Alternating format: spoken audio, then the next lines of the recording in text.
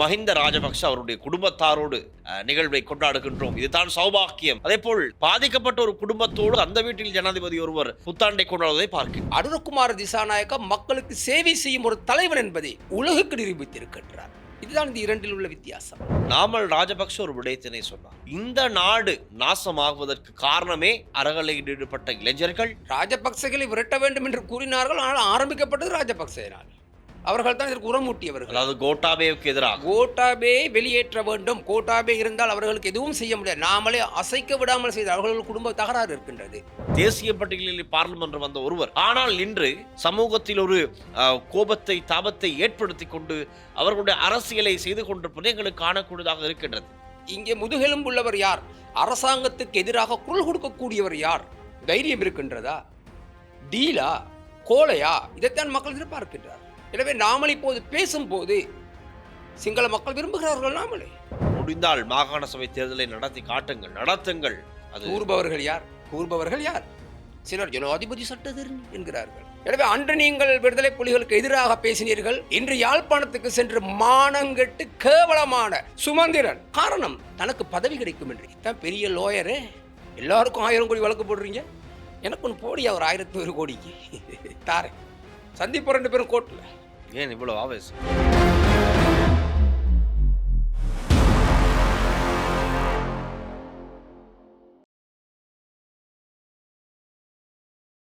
ஸ்ரீ காளிமாதா ஜோதிடம் பிரபல ஜோதிடர் பண்டித் மகாராஜா. தொழில், காதல், திருமணம், குழந்தை பாக்கியம் மற்றும் மந்திர சூனிய பிரச்சனைகளுக்கு நிரந்தர தீர்வு. லங்கா ஸ்ரீ நேர்கள் அனைவருக்கும் வணக்கம். மலர்ந்திருக்கும் தமிழ் புத்தாண்டு, சித்திரை புத்தாண்டு உங்கள் அனைவருக்கும் சகல சௌபாக்கியங்களையும் கொண்டு வரும் ஒரு வருடமாக அமைய வாழ்த்திக் கொண்டு இன்றும் நாங்கள் இணைந்திருக்கின்றோம் ஒரு சிறப்பு நேருக்கு நேர் நிகழ்ச்சியினூடாக. இந்த சித்திரை புத்தாண்டில் எங்களோடு பேசுவதற்கு, சமகால அரசியல் சம்பந்தமாக பேசுவதற்கு இணைந்திருக்கின்றார் எமது தலைமுறை கட்சியின் தலைவர் சிதம்பரம் கருணாநிதி அவர்கள். வணக்கம், புத்தாண்டு நல்வாழ்த்துக்கள். வணக்கம், உங்களுக்கும் உரித்தாகட்டும். இந்த நிகழ்ச்சியை பார்த்து கொண்டிருக்கும் அனைத்து மக்களுக்கும் எனது புத்தாண்டு நல்வாழ்த்துக்களை தெரிவித்துக் கொள்கின்றேன். எப்படி போச்சு இந்த புத்தாண்டு நிகழ்வுகள், கொண்டாட்டு? மிக சந்தோஷமாக, குடும்பத்தோடு குதூகலமாக, மகிழ்ச்சியாக கொண்டாடிய ஒரு புத்தாண்டாகவே நான் பார்க்கின்றேன். புத்தாண்டு முன்னிட்டு நிறைய விஷயங்கள் இருக்கு பேசுறதுக்கு. அதுல மிக முக்கியமான விடயம் ஜனாதிபதி அனுரகுமார திசாநாயக்க அவர் சம்பந்தமாக ஒரு சில விமர்சனங்கள் இருந்தது. புத்தாண்டுக்கு ஒரு வாரங்கள் நெருங்கும் போது, அதாவது வருடம் ஒவ்வொரு வருடமும் இருந்த ஜனாதிபதிகள் எல்லாம் அவர்களுடைய ஜனாதிபதிமாருடைய குடும்பத்தாரோடு, அவருடைய பாரியார் பிள்ளைகளோடு புத்தாண்டை சுப நேரத்தில் கொண்டாடும் நிகழ்வுகளை எல்லாம் தொலைக்காட்சிகளில் பார்க்கக்கூடியதாக இருக்கும். ஆனால் ஜனாதிபதி அனுரகுமார திசாநாயக்க ஆட்சிக்கு வந்ததில் இருந்து எங்களால் அப்படி ஒன்றும் பார்ப்பதற்கு முடியாமல் இருக்கின்றது. ஜனாதிபதி அனுரகுமார திசாநாயக்க அவருடைய குடும்பத்தை வெளி உலகத்துக்கு காண்பிக்க எளிமை இல்லாமல் இருக்கின்றார். பயப்படுகிறார், அச்சப்படுகிறார், வெட்கப்படுகிறார். அப்படியெல்லாம் நிறைய விமர்சனங்கள் சோசியல் மீடியாவிலே ஒரு தரப்பு, அது எந்த தரப்பு என்றால் எதிர்த்தரப்பில் இருக்கின்றவருடைய ஆதரவாளர்கள், எதிர்த்தரப்பை சேர்ந்தவர்கள் தான் அப்படியான விமர்சனங்களை முன்வைக்கின்றார்கள். ஆனால் நேற்று முன்னாள் ஜனாதிபதி மஹிந்த ராஜபக்ஷ அவருடைய குடும்பத்தாரோடு இதை காண்பிப்பதற்காகத்தான் ஹைலைட், இந்த வருடமும் காண்பிக்கிறார்கள், குடும்பத்தோடு இந்த நிகழ்வை கொண்டாடுகின்றோம், இதுதான் சௌபாக்கியம், இதுதான் ஒரு அதிர்ஷ்டம், இதுதான் எல்லாம் என்று காண்பிப்பதற்கு ஒரு வகையில் ஒரு முயற்சியாகத்தான் அது எங்களுக்கு பார்க்க தோன்றியது. அதே போல் இதை ஓவர்டேக் செய்யும் விதமாக யாரும் எதிர்பார்க்காத வகையில் ஜனாதிபதி அனுரகுமார திசாநாயக்க டித்வா புயலினால் பாதிக்கப்பட்ட வீடை முற்றாக இழந்த ஒரு குடும்பத்துக்கு புதிய வீட்டை கட்டி கொடுத்து அந்த குடும்பத்தாரோடு அரசாங்கத்தில் இருக்கின்ற முக்கியமான அமைச்சர்கள், பார்லிமெண்ட் உறுப்பினர்கள் அனைவரும் இணைந்து அந்த வீட்டில் சென்று புத்தாண்டை கொண்டாடினார்கள். ஒரு பாரிய மாற்றம் இது. இதுவரை நாங்கள் ஜனாதிபதிகள் அந்த குடும்பத்தாரோடு தான் கொண்டாடியதை கண்ட நாங்கள் நேற்றைய தினம் பாதிக்கப்பட்ட ஒரு குடும்பத்தோடு அவர்களுக்கு ஒரு வீட்டை கட்டி கொடுத்து அந்த வீட்டில் ஜனாதிபதி ஒருவர் புத்தாண்டை கொண்டாடுவதை பார்க்கின்றோம். எப்படி பார்க்கின்றீர்கள் இந்த விடயத்தினை? நீங்கள் ஆரம்பித்ததில் இருந்ததை விட கடைசியில் இருந்து நம்ம வருவோம் ஒரு கேள்விக்கு. ஒரு நாட்டின் தலைவன் அல்லது ஜனாதிபதி, அரசன் என்று கூறுபவர்கள் அவர்கள் குடும்பத்திற்கானவர்கள் அல்ல, மக்களுக்கானவர்கள். எனவே நீங்கள் கடைசியாக கூறியது ஜனாதிபதி புயலினால் பாதிக்கப்பட்டவர்களுடைய ஒருத்தருடைய வீட்டை கட்டி கொடுத்து அவர்களோட கொண்டாடினார் என்றீர்கள் புது வருடம். அதுதான் சரியான முறை. மனைவியோடும் பிள்ளைகளோடும் உறவினர்களோடு கொண்டாடுவது மாத்திரம் புது வருடம் அல்ல. உண்மையாகவே மக்களின் தேவை என்ன? ஒரு சாதாரண மனிதன் கொண்டாடலாம். உங்களுடைய வீட்டில் கூட புது வருடம் அல்லது நீங்கள் கிறிஸ்துமஸ் ஆகிறதால் உறவினர்கள் வருவார்கள், அல்லது நீங்கள் உறவினர்கள் வீட்டுக்கு செல்வீர்கள். அதுதான் முறை. மனைவியும் நீங்களும் குழந்தைகளும் கொண்டாடுவதாக இருந்தால் அது சுயநலம். எனவே ஜனாதிபதி செய்து மிக அழகான, தெளிவான, தரமான, தன்மையான ஒரு நிகழ்வாகவே நாங்கள் பார்க்க வேண்டும். இல்லை, அவர் குடும்பத்திற்கானவர் அல்ல. ஜனாதிபதி என்பவர் இந்த நாட்டுக்கானவர். எனவே இலங்கை வரலாற்றில் முதன்முறையாக இந்த நாட்டுக்கான தலைவர் என்பதை நிரூபித்தவர் அனுரகுமார திசாநாயக்கா என்பதில் எவ்விதமான மாற்று கருத்தும் கிடையாது. அதை நீங்கள் தவறாக புரிந்து கொள்ளாதீர்கள். மனைவியோடு மற்ற அனைத்து நாள்களும் இருக்கலாம். மனைவியோடு வியாபார பொருள் அவரை உலகத்திற்கு காண்பிப்பதற்கு. ஜனாதிபதி என்பவர் சேவை செய்ய வேண்டும். நாட்டுக்கு தலைவன், 2,25,00,000 மக்களின் தலைவன். எனவே மக்களோடு நீங்கள் செல்லுங்கள், அதுதான் சேவை. அதை விட்டு மகள், மருமகன் அல்லது பேர குழந்தைகள் மனைவியோடு வீடியோ எடுத்து போடுவது இது ஒரு போலி நாடகமாகவே நாங்கள் கருதுகிறோம். அது மக்கள் சேவை அல்ல. அனுரகுமார திசாநாயக்கா இந்த நாட்டுக்கு ஒரு எடுத்துக்காட்டான தலைவராக முதன் முறையாக செயல்பட்டு இருப்பது இந்த நாட்டில் உள்ள மக்களுக்கு கௌரவத்தை கொடுக்கின்றது. ராஜபக்ச குடும்பத்தோடு செய்தது ஒரு அவகௌரவமாகவே நாங்கள் பார்க்கின்றோம். மக்களோடு சேர்ந்து செய்ய வேண்டும். ஏதாவது மக்களின் பணத்தை கொள்ளையடித்தவர்கள் தாங்கள் சுயநலமாக தாங்கள் குடும்பத்தோடு வாழ்கிறார்கள் என்பதை ராஜபக்ச நிரூபித்திருக்கின்றார். அனுரகுமார திசாநாயக்கா மக்களுக்கு சேவை செய்யும் ஒரு தலைவன் என்பதை உலகுக்கு நிரூபித்திருக்கின்றார். இதுதான் இந்த இரண்டில் உள்ள வித்தியாசம், வேறுபாடு. இப்போ நேற்றைய தினம் இந்த தங்காள கால்டன் இல்லத்தில் இடம்பெற்ற முன்னாள் ஜனாதிபதி மஹிந்த ராஜபக்சவினுடைய குடும்பத்தாருடைய இந்த சித்திரை புத்தாண்டு கொண்டாட்ட நிகழ்வின் போது நாமல் ராஜபக்ச ஒரு விடயத்தினை சொன்னார். அந்த விடயம் என்னவென்றால், இந்த நாடு மோசமடைய நாசமாகுவதற்கு காரணமே 2022 அறகலையில் ஈடுபட்ட இளைஞர்கள், 88, 89 கலவரத்தில் ஈடுபட்ட இளைஞர்கள் காரணமாகத்தான் இந்த நாடு நாசமானது என்று ஒரு கருத்தை முன்வைக்கின்றார். அவை இந்த இளைஞர்கள் தான் இதுக்கு பொறுப்பு கூற வேண்டும், நாடு நாசமாவதற்கு அந்த இளைஞர்கள் தான் பொறுப்பு கூற வேண்டும் என்று ஒரு கதையை சொல்லுகிறார். இந்த கதையை நீங்கள் எப்படி பார்க்கின்றீர்கள்? நான் இந்த 2022ஆம் ஆண்டு அறகலை சம்பந்தமாக இந்தியாவிலே ராஜ் டிவியில் நான் பேசியிருந்தேன். இந்தியா சென்றிருந்த போது மிக தெளிவாக நான் கூறியிருந்தேன், அறகலையில் பின்னணியில் இருப்பது ராஜபக்ச குடும்பமும் சீனாவும். காரணம், இந்தியாவுக்கு கோட்டாபே ஆதரவு அளித்ததால், அதாவது 2015ஆம் ஆண்டுக்கு முன்பாக மஹிந்த ராஜபக்ச ஆட்சியில் இருக்கும் போது வடக்கில் உள்ள 3 தீவுகள், அதுபோல் கிழக்கு மாகாணத்திலே திருகோணமலையில் 85 பெரிய டாங்கிகள், பெட்ரோல் நிரப்பும் டாங்கிகள் வெள்ளைக்காரர்களால் செய்யப்பட்டது. அதை கொடுப்பதற்கு தயார் செய்திருந்தார்கள். ஆனால் அரசாங்கம் அன்று கவுந்து விட்டது.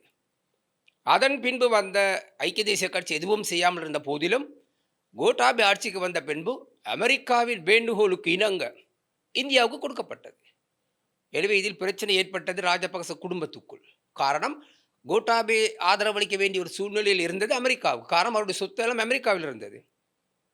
உகண்டா ஜனாதிபதி, முன்னாள் ஜனாதிபதி மஹிந்தின் சொத்துக்கள் உகண்டாவில் இருக்கின்றது. ஆகவே அது உகண்டா சீனாவுக்கு அடிமையாக இருக்கும் ஒரு நாடு. எனவே அவர் சீனாவுக்கு அடிமையாக இருக்க வேண்டிய சொல்லி தள்ளப்பட்டார். எனவே மீண்டும் இவை கொடுக்கப்பட்டதால் அவர்களுக்குள் ஏற்பட்டது பிரச்சனை. இதுதான் உண்மையான காரணம். இந்த பிரச்சனைக்கு காரணமானது அறகலை ஆரம்பிக்கப்பட்டதற்கு உண்மையான காரணம் பின்னணி என்ன என்று தேடி பார்த்தீர்களேயானால், இது மஹிந்த ராஜபக்சையின் குடும்பம், கோட்டாபே அல்ல. அவருடைய மற்ற அனைத்து சகோதரர்கள், அவருடைய பிள்ளைகள், அத்தோடு சீனா, இவர்கள் தான் இதை ஆரம்பித்தார்கள். அவர்களுடைய அவர்கள் அனைவரும் ஒன்றிணைந்து விட்டார்கள். கோட்டா தனிமையாக்க பொறுப்பு கூற வேண்டும். நிச்சயமாக அதன் பின்பு ஆரம்பிக்கப்பட்டதில் பலர் பெயர் போட்டுக் கொண்டார்கள். ஆரம்பிக்கப்பட்டது இவர்களால். ஏனெனில் மீண்டும் இருந்தால் இந்த நாட்டில் உள்ள பல வளங்கள் இந்தியாவுக்கு வழங்கப்படும் என்ற அச்சத்தால் சீனாவின் செயலாகவே நான் கருதுகிறேன். ஏனெனில் வடக்கில் உள்ள 3 தீவுகள் இந்தியாவுக்கு கொடுக்கப்பட்ட பின்பு சீன தூதுவர் எதிர்க்கட்சி தலைவரை பார்ப்பதற்காக, சஜித் பிரேமதாசை அன்று பார்ப்பதற்காக பாராளுமன்றத்தில் எதிர்க்கட்சி தலைவர் காரியாலயத்திற்கு சென்று சந்தித்தார். அவர் வேண்டுமாக இருந்தால் சஜித்தை வாருங்கள் என்று கூப்பிட்டிருந்தால் அவர் போயிருப்பார் சீன தூதரகத்துக்கு. அவருக்கு அளிக்கவில்லை. காரணம், இந்த நாட்டில் உள்ள தலைவர்களுக்கு தெரிய வேண்டும், தான் எதிர்க்கட்சிக்கு ஆதரவு அளிக்கிறோம் என்பதையும் அரசாங்கத்துக்கு பயமுறுத்தலாகத்தான் அன்று அவர் சென்று பாராளுமன்றத்தில் எதிர்க்கட்சி தலைவர் காரியாலயத்தில் அவர் சந்தித்தார். அனைத்து ஊடகங்களும் காண்பித்தன அவை. எனவே கோட்டாவை பயமுறுத்தும் விதமாகத்தான் அது நடைபெற்றது. என்று கச்சைத்தீவு அடுத்ததாக கொடுக்கப்பட இருந்தது இந்தியாவுக்கு. எனவே அந்த கச்சத்தீவை கொடுத்துவிடக் கூடாது என்பதற்காகத்தான் மிக வேகமாக அவசரமாக இந்த அறங்களை ஆரம்பிக்கப்பட்டதே தவிர வேறு காரணங்கள் உண்மையாகவே கிடையாது. ஆனால் நாட்டில் ஒரு வங்குரோத்து நிலை இருந்தது. அது எரிபொருள் இல்லை, அதை நான் எரிவாயு இல்லை. ஏற்றுக்கொள்கின்றேன். ஆனால் அது ஆரம்பிக்க முக்கியமான காரணம் இதுவும் ஒன்று.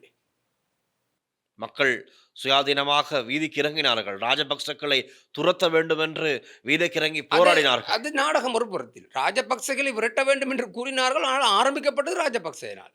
அவர்கள் தான் இதற்கு உரமூட்டியவர்கள். அதாவது கோட்டாபேவுக்கு எதிராக கோட்டாபே வெளியேற்ற வேண்டும். கோட்டாபே இருந்தால் அவர்களுக்கு எதுவும் செய்ய முடியாது. நாமளே அசைக்க விடாமல் செய்த அவர்கள் குடும்ப தகராறு இருக்கின்றது. பேச்சுவார்த்தை இல்லை. இப்போது போலியாக நடிக்கின்றார்கள். நீங்கள் சொல்வதை போல மஹிந்தின் தொலைபேசிக்கு கூட கோட்டா பதில் கூறவில்லை. பலாத்காரமாக காரியாலயத்திற்கு சென்றார் மஹிந்த. அது உலகர் இந்த செயல். எனவே இவ்வாறாக பழிவாங்குவதற்காக கோட்டாபே ராஜபக்சே இவர்கள் செய்தார். கோட்டாபே வெளியேற்றப்பட வேண்டியவன். அவன்தான் தமிழ் மொழியில் ஆரம்பிக்கப்பட்ட தேசீகத்தை இல்லாதொழித்தவன். எனவே அரசன் அன்று கொள்வான், தெய்வம் நின்று கொள்ளும் என்பது போல் அந்த குடும்பத்தாலே அவரை கொண்டு வந்தார்கள். அந்த குடும்பமே ஒன்றிணைந்து அந்த தீய சக்தியை கோட்டாபேயிடும் மிருகத்தை வெளியேற்றியது. அது நல்ல செயலானால் அந்த நேரத்தில் அந்த குடும்பத்திற்குள்ள ஒரு பிரச்சனை தான் காரணமாக உண்மையாக ஆரம்பிக்கப்பட்டதற்கு காரணம் அந்த குடும்பம். எனவே நாமல் அதை கூற முடியாது. ஆனால் முதலில் அந்த குடும்பத்திற்குள்ள இருந்த பிரச்சனை என்னதான் இருந்தாலும் அந்த குடும்பத்தினால் நாட்டில் பல பிரச்சனைகள் ஏற்பட்டது. அதுதான் நான் முதலில் சொன்னது. எல்லாருமே முகாமித்துவம் பிழையானது. விவசாய பிரச்சனை, விவசாயிகள் போராட்டத்தை ஆரம்பித்தார்கள், ஆசிரியர்கள் போராட்டத்தை ஆரம்பித்தார்கள். அதன் பிறகுதான் சுயாதீனமாக இளைஞர்கள் அனைவரும் ஒன்று திரண்டு எரிபொருளுக்கு வரிசை நிற்கும் போது அது ஒரு கலவரமாக உருவாக்கி கடைசியில் அது போராட்டம் வரை உருவானது. நிச்சயமாக கோட்டாபே நிர்வாகம் இருக்கவில்லை.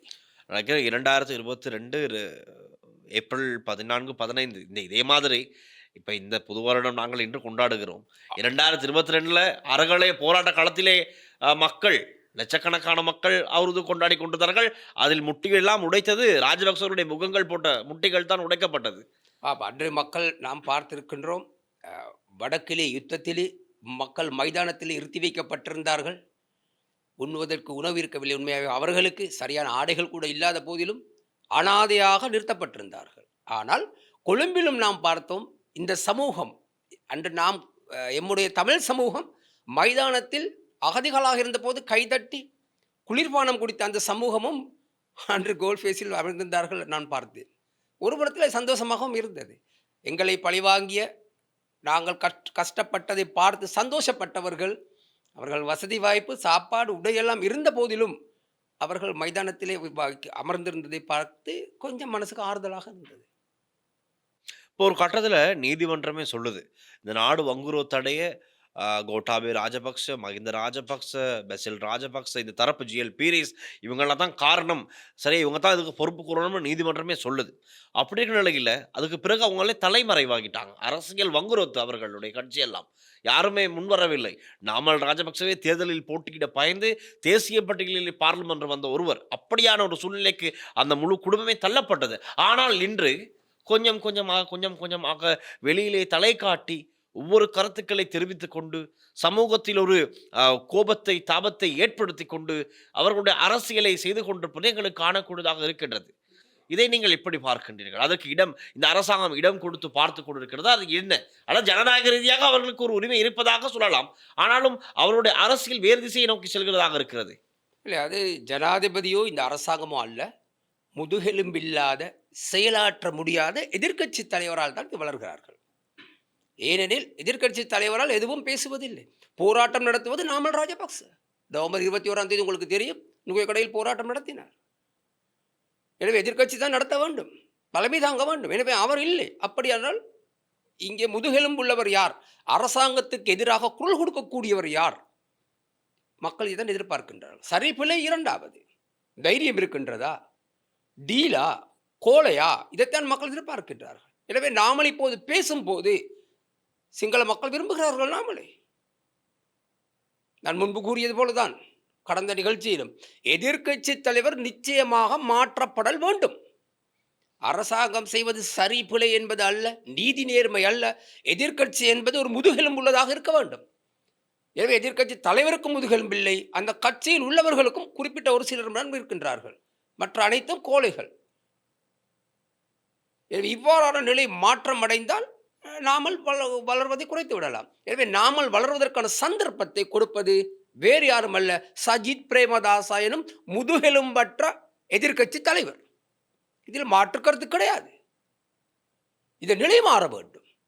நிலையை மாற்றுவது யார்? இதுதான் முக்கியம். நான் முன்பு கூறியது போல் ஹிருணிகா போன்றோரை பாராளுமன்றத்துக்கு கொண்டு வந்து அங்கே எதிர்க்கட்சி தலைவர் பதவி கொடுக்கப்பட்டால் ஒரு பெரிய மாற்றம், ஒரு பெரிய வித்தியாசம், ஒரு பெரிய நிகழ்வு நடக்கலாம் என்று எதிர்பார்க்கிறேன். ஆனால் இன்று இருநிகா தரப்பும் ராஜபக்சர்களுக்கு கொஞ்சம் சப்போர்ட்டாகத்தானே செல்வதைப் போல தோன்றுகிறது. காரணம், துமிந்த சில்வாவுக்கே தான் மன்னிப்பு கொடுத்து விட்டதாக அவர் கூறுகிறார். அப்ப அப்படியானவர்களை எப்படி நாங்கள் பழிவாங்கும் எண்ணம் இருக்கக்கூடாது. பெண் என்பவள் யார்? தெய்வத்துக்கு சமமானவர்கள். லக்ஷ்மி, சரஸ்வதி, துர்க்கை, கடவுள் மூன்றும் பெண்களைத்தான் படைத்திருக்கின்றார். ஒரு பெண்ணுக்குத்தான் தெரியும் நிர்வாகம் என்பது என்னவென்று. உங்களுக்கு சுகமில்லை என்றால் உங்கள் தாய்க்கு தெரியும் என்ன நடக்கப் போகிறது. காய்ச்சல் வரப்போறதுக்கு முன்பு அவள் சொல்லிவிடுவாள் காய்ச்சல். எனவே அவர் டாக்டராக இருக்கின்றார், வைத்தியராக இருக்கின்றார். ஒரு கணவன் பணத்தை கொண்டு ஒரு மனைவியிடம் கொடுக்கின்றார். என்று நீங்கள் இவ்வளவு தான் வாழ வேண்டும் என்று, சம்பளம் இவ்வளவுதான் என்றால் அதை நிர்வகிக்கக்கூடிய ஒரு கணக்காளராக இருக்கின்றார். பிள்ளைகளுக்கு பாதுகாப்பு வேண்டும் என்பதற்காக பிள்ளைகளை வீட்டிலே பாதுகாப்பு பார்த்துக் கொள்ளும் ஒரு பாதுகாப்பு அதிகாரியாக இருக்கின்றார். எனவே பெண் என்பவள் பல தொழில் செய்பவர். ஆண்களைப் போல ஆண்களுக்கு உழைக்கத்தான் தெரியும், பேசத் தெரியும். ஆனால் நிர்வாகம் ஆண்களை விட மிக அழகாக, தைரியமாக, நேர்மையாக, உண்மையாக, புனிதமாக பெண்களுக்குத்தான் அது செய்ய முடியும். ஆனால் சில பெண்கள் இருக்கிறார்கள், விசமத்தனமானவர்கள் இருக்கிறார்கள். நாங்கள் பழைய கதையிலே பார்த்திருக்கிறோம். சகுனி என்பது ஆண் அல்ல, பெண் தான் இருந்திருக்கின்றார். அப்படிப்பட்டவர்களும் இருக்கின்றார்கள். அது எங்களுக்கு தேவையில்லை. அவர்கள் தொழில் செய்து கொண்டு போகட்டும். ஆனால் 99% பெண்கள் மிக தரமாக, நேர்மையாக, உண்மையாக சமூகத்திற்காக செயல்படக்கூடியவர்களும் தன்னுடைய குடும்பத்தை பாதுகாத்து கட்டி அணைத்து செல்வதற்கான திறமையுள்ளவர்கள். அதனால் தான் நான் கூறினேன், ஹிருணிகா போன்றவர்களால் மிக அழகாக எதிர்க்கட்சி நடத்த முடியும். அவர்களுடைய உறவுகள் இருக்கலாம், அது பிரச்சனை. இப்போ எனக்கும் பல கட்சியில் உறவுகள் இருக்கின்றன. அதற்காக நாங்கள் அவர்களோடெல்லாம் கட்சியில் சேர்வதல்ல. அது எங்களுடைய உறவு. அரசியலுக்காக நாங்கள் உறவுகள் இல்லாது வைத்துக் கொள்ள முடியாது. அது எங்களுக்கு தேவை. அது தனிப்பட்டது, எங்களுடையது.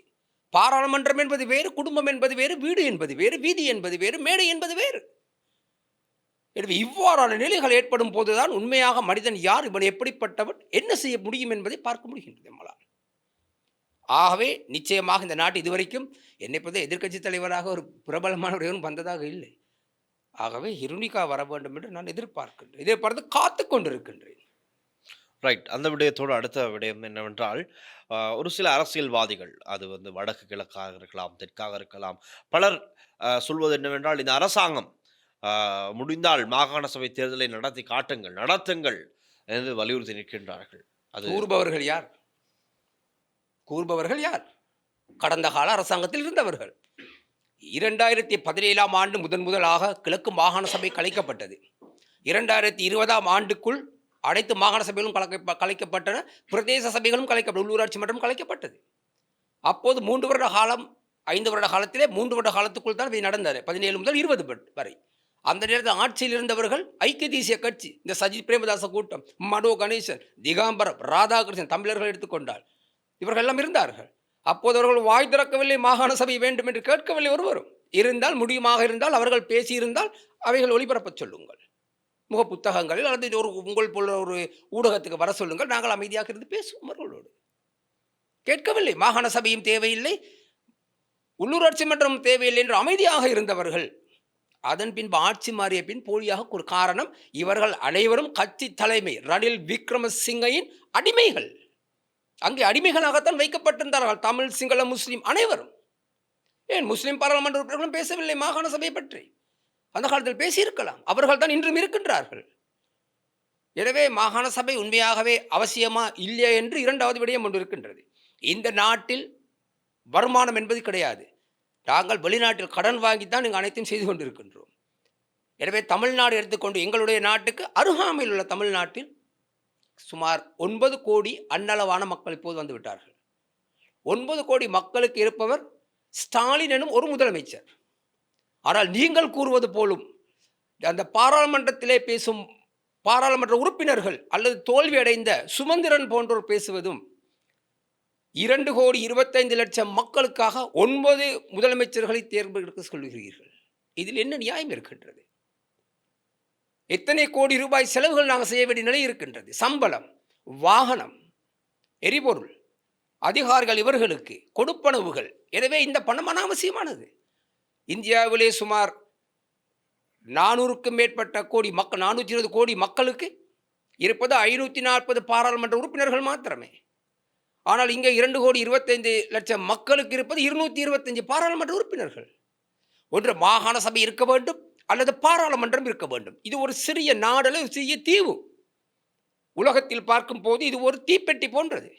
ஆகவே இங்கு மாகாண சபை தேவையா இல்லை என்பதை மக்கள் சிந்திக்க வேண்டும். அப்படியே மாகாண சபை தேவைப்பட்டாலும் இங்கே அதிகமாக 4 மாகாண சபையாக பிரிக்க வேண்டும். நிச்சயமாக வடகிழக்கை ஒன்றாக்க வேண்டும். தமிழர்கள் முஸ்லிம்களுடைய உரிமைகள் காக்கப்பட வேண்டும், பேணப்பட வேண்டும். அதுபோல் செய்தால் ஓரளவு காரியமில்லை. ஆனால் 9 மாகாணங்களாக 9 முதலமைச்சர் தேர்ந்தெடுப்பது இந்த நாட்டில் உள்ள பணத்தை விரயமாக்கும் ஒரு செயலாக நான் பார்க்கின்றேன். தேவையற்ற செயல். முடிஞ்சளவு மாகாண சபை குறைத்துக் கொள்ளுங்கள். 4 மாகாண சபை இந்த நாட்டுக்கு போதும். நான் முன்பு குறிப்பிட்ட தமிழ்நாடு எடுத்துக்கொள்ளுங்கள். சுமார் 9 கோடி மக்களுக்கு இருப்பது ஸ்டாலின் ஒரே ஒருவர். யோசித்து பாருங்கள். எனவே சம்பளம் எவ்வளவு? இந்த பணத்தை நாங்கள் மிகுதி பிடித்தோமா இருந்தால் எவ்வளவோ சேவை செய்யலாம். உள்ளூராட்சி மன்றம் இருக்கின்றது நாட்டில், பாராளுமன்ற உறுப்பினர்கள் இருக்கின்றார்கள், அமைச்சர்கள் இருக்கின்றார்கள். எனவே இவர்களுடைய தொழில் என்ன? இது போலி நாடகமாக இருக்கக்கூடாது. இவை ஒவ்வொருவருக்கு தேவையாக பதவி ஆசை வந்தால் எதுவும் நடக்காது. சுமந்திரன் இப்போது கடந்த காலங்களில் அவர் கூறினார், நான் 5 வயதிலே கொழும்புக்கு வந்து விட்டேன். ஒரு சிங்கள தொலைக்காட்சியில் பேசியிருந்தார். விடுதலை புலிகள் எனக்கு ஆயுதம் ஏந்தியதால் அவர்களை எனக்கு பிடிக்கவில்லை. நான் ஒருபோதும் அவர்களுக்கு ஆதரவளிக்கப் போவதில்லை. நான் இங்கு சிங்கள மக்களோடு வாழ்ந்திருக்கின்றேன் கூறார். நாங்களும் அவர்களோடு தான் வாழ்கின்றோம். சிங்கள மக்கள் அவர் மாத்திரம் அல்ல, நாங்களும் தான். ஆனால் போலியாக பேசிவிட்டு இப்போது அங்கே விடுதலை புலிகள் முன்னாள் போராளிகளை அழைத்து வைத்து கூட்டம் நடத்துகின்றார். எனவே இது ஒரு கேவலமான செயலாக நான் எதிர்பார்க்கின்றேன். ஒரு சுமந்திரன் ஒரு ஜனாதிபதி சட்டத்தரணி என்பது அது திறமையில் படித்து வருவதல்ல, ஜனாதிபதியால் கொடுக்கப்பட்டது. திறமையானதொன்று திறமை அல்லது பரீட்சை எழுதி வந்த ஒரு பதவி அல்ல என்பதை அனைவரும் தெரிந்து கொள்ள வேண்டும். சிலர் ஜனாதிபதி சட்டத்தரணி என்கிறார்கள். அது ஒன்றும் பெரிய விடயம் அல்ல. எனவே சட்டத்தை தெரியாதவர்களிடம் பேசலாம். சட்டம் அறிந்து தெரிந்து புரிந்த எங்களுக்கு தெரியும் எது சரி எது பிழை என்று. எனவே அன்று நீங்கள் விடுதலை புலிகளுக்கு எதிராக பேசினீர்கள் கொழும்பில் வந்து சிங்கள ஊடகங்களிலே. இன்று யாழ்ப்பாணத்துக்கு சென்று மானங்கெட்டு கேவலமான சுமந்திரன் இன்று அந்த போராளிகளை அழைத்து கூட்டம் நடத்துகின்றார். காரணம் தனக்கு பதவி கிடைக்கும் என்று. எந்த காரணம் கொண்டும் உங்களுக்கு ஒருபோதும் வெற்றி பெற முடியாது. மற்றொன்றை நான் கூற விரும்புகின்றேன். சோத்து பார்சலுக்காகவும் பணத்துக்காகவும் கேவலப்பட்ட போராளிகள் இந்த சுமந்திரனுக்கு பின்னால் செல்லாதீர்கள். நீங்கள் இவருக்கு பின்னால் செல்வதாக இருந்தால் நான் விடுதலை புலியும் அல்ல, விடுதலை புலியின் ஆதரவாளனும் அல்ல. ஆனால் பிரபாகரன் சில கொள்கைகளை நான் ஏற்றுக்கொள்கின்றேன். ஏனெனில் கடைசி வரை தன் ஆரம்பித்த கொள்கையிலே தன்னுடைய உயிரை நீர்த்தார். சரிபல இரண்டாவது. ஆனால் கொள்கை என்று இருந்தது. சந்தர்ப்பத்திற்காக தன்னுடைய பதவியை காப்பாற்றிக் கொள்வதற்காக, தன்னுடைய குடும்பத்தை காப்பாற்றிக் கொள்வதற்காக ஒருபோதும் தமிழீழ விடுதலை புலிகளின் தலைவர் பிரபாகரன் தன்னுடைய கொள்கையை மாற்றிக்கொள்ளவில்லை. ஈழம் என்ற ஒரு கொள்கையில் இருந்தார். அது சரிபோலே வேறு விடயம். ஆனால் மற்ற இயக்கங்கள் ஈழம் என்று வந்தார்கள். தங்களுடைய பக்கட்டனை வேண்டும் என்பதற்காக ஈழத்தை விட்டுவிட்டு அரசாங்கத்தோடு சேர்ந்தார்கள். எனவே இது தரங்கட்ட ஒரு செயலாகவே நான் பார்க்கிறேன். ஆகவே நீங்கள் போராளிகள், நீங்கள் அந்த விடுதலை புலிகளின் தலைவர் பிரபாகரனுக்கு உண்மையானவரும் விசுவாசமானவராக இருந்திருந்தால் இருப்பீர்களே. ஆனால் எந்த காரணம் கொண்டும் சுத்துமாத்து சுமந்திரனுக்கு பின்னால் செல்லாதீர்கள். ஒரு கேவலமான செயல்.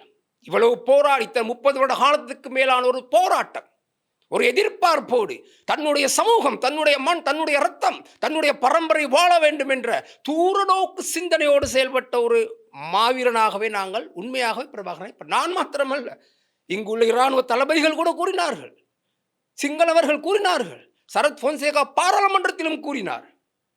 எனவே அப்படிப்பட்ட ஒருவருக்கு நீங்கள் போராளிகள் துரோகம் செய்வதாகவே நான் பார்க்கின்றேன். தயவு செய்து சுமந்திரனுக்கு பின்னால் செல்லாதீர்கள்.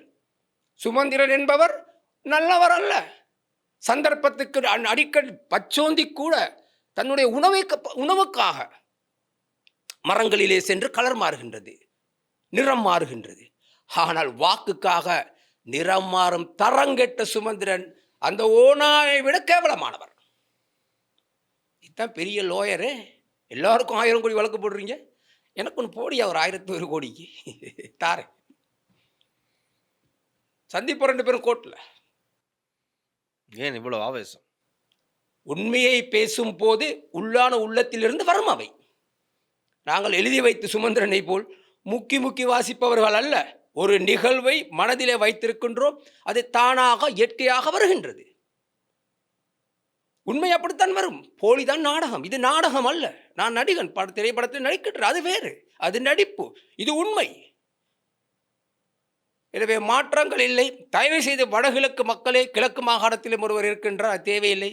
பேரை சொன்னாலே புது வருஷத்துக்கு வாய் நறுமணம் இல்லாமல் துர்நாற்றம் அடிக்கும். அந்த பேரை மறந்துடுவோம்.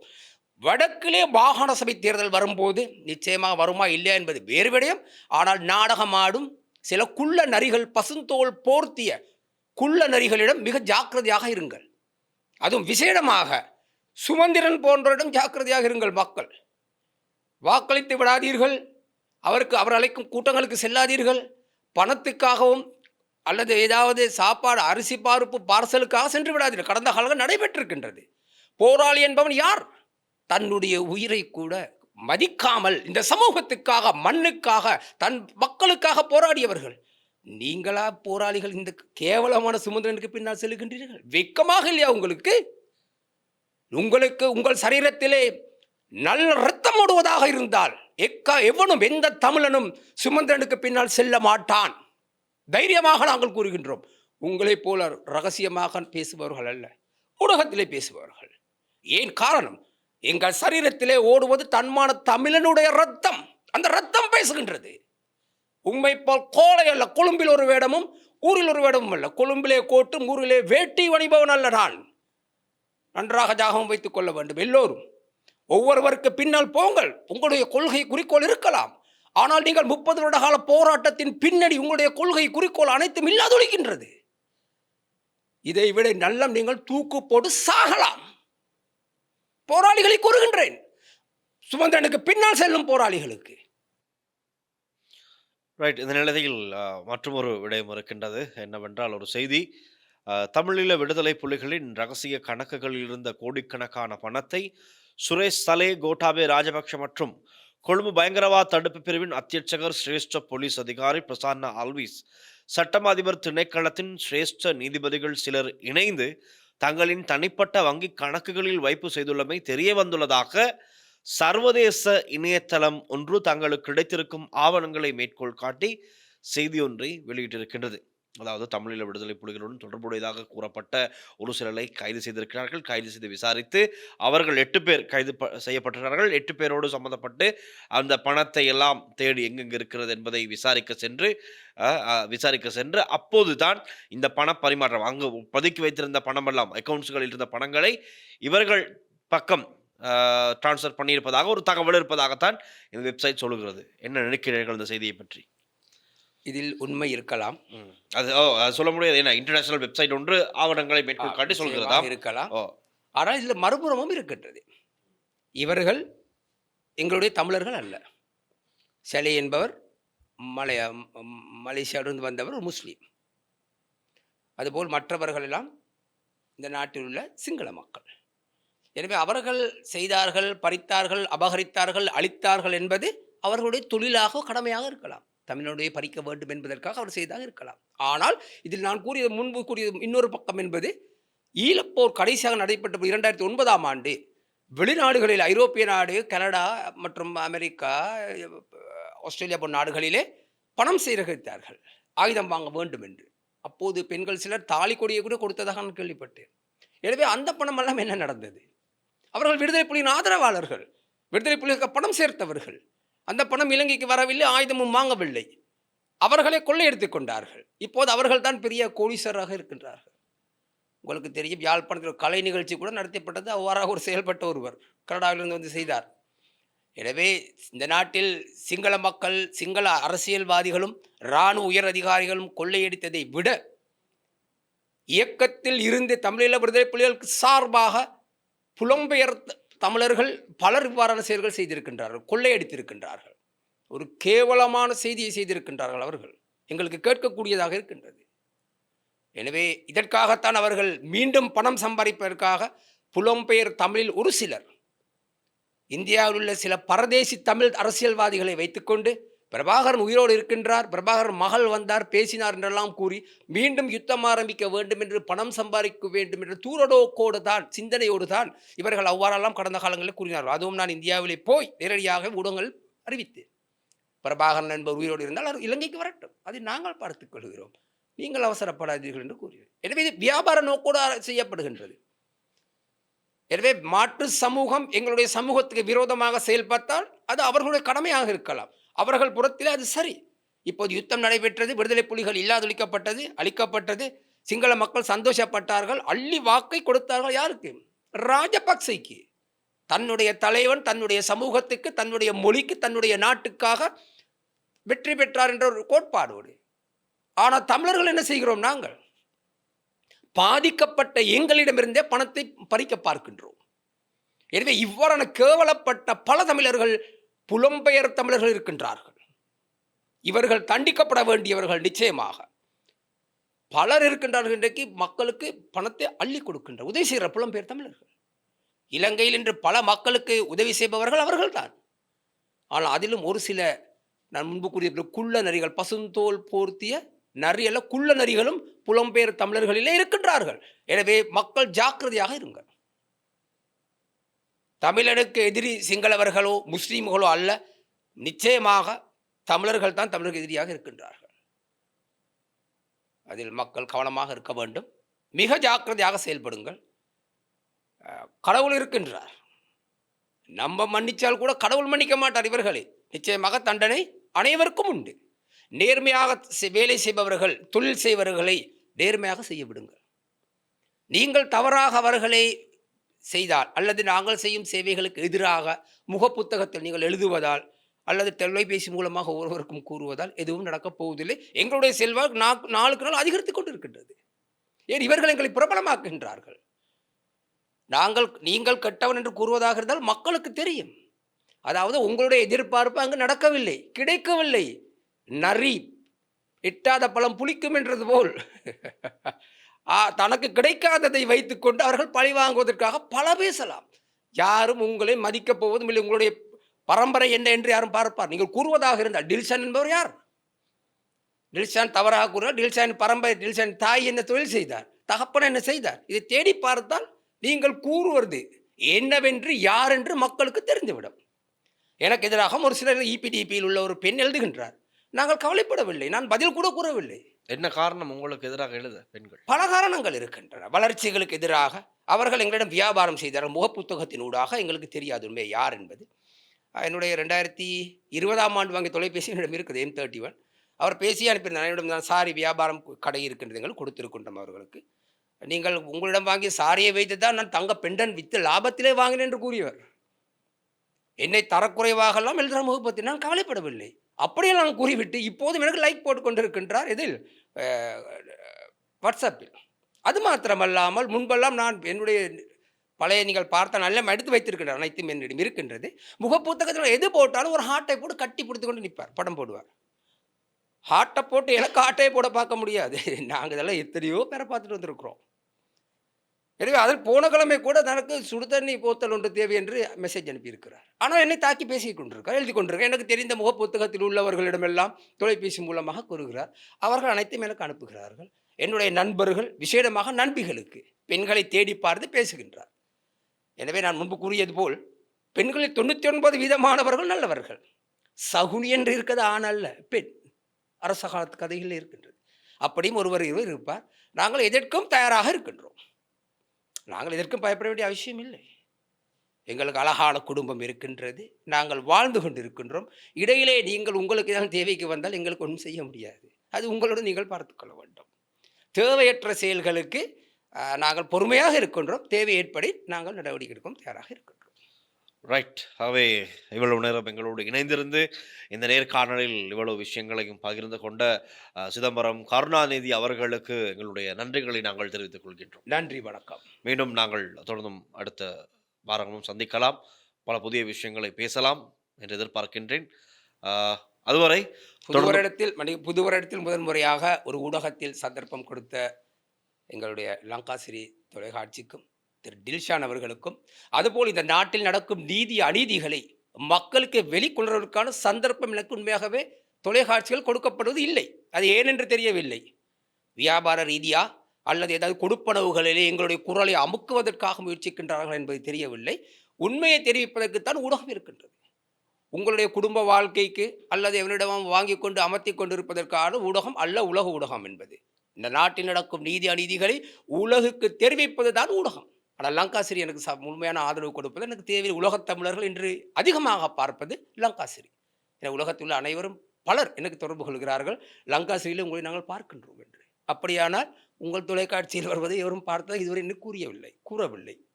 ஆகவே எனக்கு அது உங்களுடைய தொலைக்காட்சி அனாவசியமாகவும் அவலட்சணமாகவும் கேவலமாகவும் இருக்கின்றது. நான் ஊடகத்தை நம்பி அரசியலுக்கு வரவில்லை, நான் உங்களுக்கு சேவை செய்ய வருகிறேன். ரைட். உண்மையாக சொல்ல வேண்டும், இது வந்து மக்கள் ஊடகம். மக்களுடைய கருத்துக்களை எடுத்து அதை உரிய தரப்பினருக்கு கொண்டு சேர்ப்பதே எங்களுடைய கடமையாக. அது உங்களுடைய கடமையாக மட்டும்தான் தெரியுது. ரைட். ஆகவே திரு கருணாநிதி அவர்கள் இன்று இணைந்து இந்த கருத்துக்களை எல்லாம் நம்மோடு பகிர்ந்து கொண்டார். கருணாநிதியினுடைய கருத்துக்களை உங்களுக்கு ஏதேனும் சொல்வதற்கு இருந்தால் நீங்கள் கமெண்ட் செக்ஷனிலே பதிவு செய்ய முடியும். அவருடைய கருத்துக்கள் தொடர்பான உங்களுடைய கருத்துக்களை நீங்கள் பதிவு செய்ய முடியும். அதில் எந்த விதமான தடைகளும் இல்லை. ரைட். தொடர்ந்தும் லாங்காசியோடு இணைந்திருங்கள். நன்றி. மீண்டும் உங்களுக்கு இணைந்து கொண்டமைக்கு மீண்டும் உங்களுக்கு நன்றி. வணக்கம். ஒளிப்பதிவாளர் லிசிஹரன் மற்றும் விஜயகுமாருடன் நான் டில்ஷான் வில்சன் மற்றும் ஒரு நேருக்கு நேர் நிகழ்ச்சி சந்திக்கலாம். நன்றி, வணக்கம். ஸ்ரீ காளிமாதா ஜோதிடம் பிரபல ஜோதிடர் பண்டித் மகாராஜா. தொழில், காதல், திருமணம், குழந்தை பாக்கியம் மற்றும் மந்திர சூனிய பிரச்சனைகளுக்கு நிரந்தர தீர்வு.